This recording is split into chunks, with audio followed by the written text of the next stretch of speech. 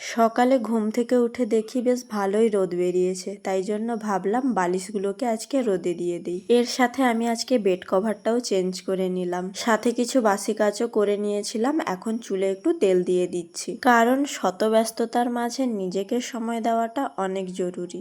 এরপর আমার কিছু ওষুধ খাওয়ার ছিল, ওই ওষুধগুলো খেয়ে হালকা কিছু ব্রেকফাস্টও করে নিলাম। আজকে বেশি কিছু খেতে ইচ্ছে হচ্ছিল না, এই জন্য কিছু বিস্কুট আর একটা কলা খেলাম। এরপর করছি মাংসর তরকারি, তবে মাংসর তরকারিটা আমাদের জন্য নয়, এটা খাবে গাবলু মটা। মাংস রান্না না হলে এদের আবার গলা থেকে ভাত নামতে চায় না। যেহেতু সকালে আমি খুব বেশি কিছু খাইনি, তাই জন্য তাড়াতাড়ি রান্নাটা বসিয়ে দিয়েছি।